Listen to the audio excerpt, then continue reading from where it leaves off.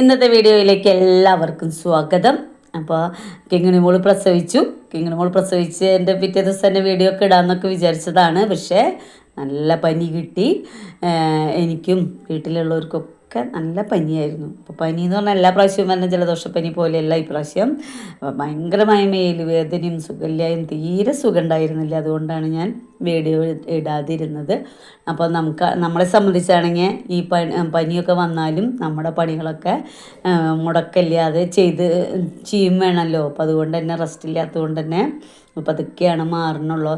ഇപ്പോഴും ശരിയായിട്ടില്ല. അപ്പോൾ നമ്മുടെ കിങ്ങിണി പ്രസവിച്ചു. കിങ്ങിണി 4-ാം തീയതിക്കാണ് 9 മാസം തികയുള്ളൂ.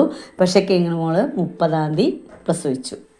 അപ്പോൾ ഞാൻ സാധാരണയായിട്ട് വൈകിട്ട് എല്ലാ പണികൾ കഴിഞ്ഞിട്ട് പിന്നെ കിടന്നുറങ്ങണതിന് തൊട്ട് മുൻപ് ഇറങ്ങി കിങ്ങിണി കുഞ്ഞോൾക്കും വെള്ളമൊക്കെ കുടിക്കാൻ കൊടുത്ത് കൊതുക് തിരി കത്തിച്ച് വെച്ച് അങ്ങനെയൊക്കെയാണ് കയറാറ്. അപ്പോൾ അന്ന് രാത്രിയും വേറെ പ്രത്യേകതയും തോന്നിയില്ല. പ്രസവിക്കാറായി എന്നൊന്നും എനിക്ക് തോന്നിയില്ല. അല്ലെങ്കിൽ ഞങ്ങൾ ഇടയ്ക്കൊക്കെ എണീറ്റൊക്കെ നോക്കണത്. പിന്നെ ഈ പനിയും വയ്യായ്കയൊക്കെ ഉള്ളത് കൊണ്ടാവാം പെട്ടെന്ന് തന്നെ ഉറങ്ങിപ്പോയി. കാലത്ത് എണീറ്റ് വന്ന് നോക്കുമ്പോൾ പ്രസവിച്ച് കിടക്കണതാണ് കാണുന്നത്.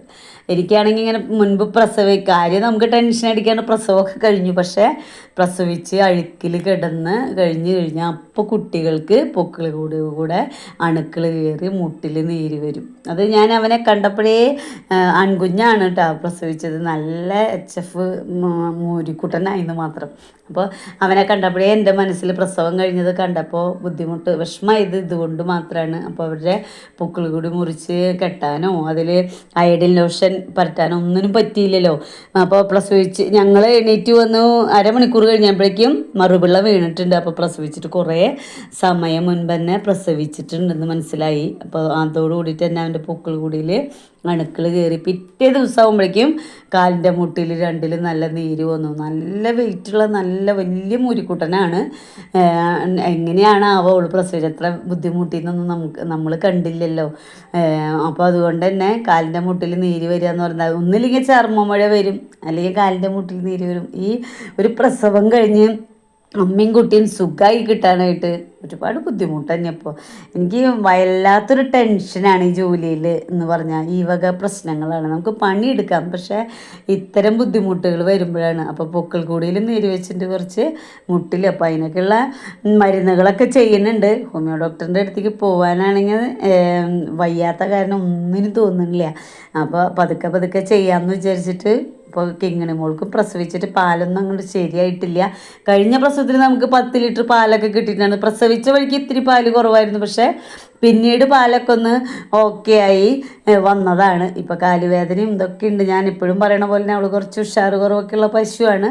എന്നാലും പാല് കിട്ടിയിട്ടുണ്ടായിരുന്നു നമുക്ക് കഴിഞ്ഞ പ്രസവത്തിന്. അപ്പോൾ എന്തായാലും പാലൊക്കെ തീറ്റയൊക്കെ ശരിയായി വരുമ്പോൾ ശരിയാവും തന്നെ വിചാരിക്കുകയാണ്. അപ്പോൾ ഇത്രയും നാൾ നമ്മൾ പുഷ്ടിമയാണ് കൊടുത്തിരുന്നത്. ഇനിയിപ്പോൾ പ്രസവിച്ച് പിന്നെ കുറച്ച് ദിവസം മുൻപും പ്രസവിച്ചല്ലോ. അപ്പോൾ പാല് ഓക്കെ ആവാനായിട്ട് ഇനിയും കുറച്ച് ദിവസം പിടിക്കും. നമ്മുടെ വലിയോള് പ്രസവിക്കണം വരെ നമുക്ക് ഇവളാണ് ഒരു പ്രതീക്ഷ ഉണ്ടായിരുന്നത്. അപ്പോൾ നമ്മുടെ പ്രതീക്ഷയ്ക്കെത്ത് അവൾ ശരിയാവും തന്നെ വിചാരിക്കുകയാണ്. കിങ്ങിണി ആദ്യത്തെ പ്രസവത്തിൽ നല്ലൊരു പശുക്കുട്ടീനെയാണ് നമുക്ക് തന്നത്. നമ്മുടെ അമ്മുക്കുട്ടി ഉണ്ട് അവിടെ. അമ്മുക്കുട്ടി ഗർഭിണിയായിട്ടുണ്ട് 6 മാസം കഴിഞ്ഞവൾക്ക്. അപ്പോൾ ഇപ്രാവശ്യം ആൺകുട്ടീനെയായി. എപ്പോഴും നമ്മൾ പെൺകുട്ടീനെ പ്രതീക്ഷിച്ചിട്ട് കാര്യമില്ലല്ലോ. എന്ത് കുട്ടി ആയിക്കോട്ടെ അസുഖം ഇല്ലാണ്ട് അവരവിടെ ഇരുന്നാൽ മതി എന്നാണ് വിചാരിക്കുന്നത്. നല്ല ഉഷാറ് കുട്ടിയൊക്കെയാണ്. ഇപ്പോൾ ഈ കൈമുട്ടിലത്തെ നീര് വന്നത് മാത്രമാണ്. അപ്പോൾ ഇന്നേക്ക് 6-7 ദിവസമായി കുറേശ്ശെ കറക്കാൻ തുടങ്ങിയിട്ടുണ്ട്. അവൻ കുടിച്ചിട്ട് ബാക്കിയുള്ളത് കറന്ന് തുടങ്ങിയിട്ടുണ്ട് നമ്മൾ. അപ്പോൾ നമ്മൾ കുഞ്ഞോളെ അതവരെ കുത്തി വെച്ചിട്ടുണ്ടായിരുന്നില്ല. അപ്പോൾ കുഞ്ഞോൾക്ക് ചെറിയൊരു മതി പോലെ കണ്ടപ്പോൾ ഇന്നലെ ഗർഭപാത്രം കഴുകാനായിട്ട് വന്നിട്ടുണ്ടായിരുന്നു ബിജു സാറ്.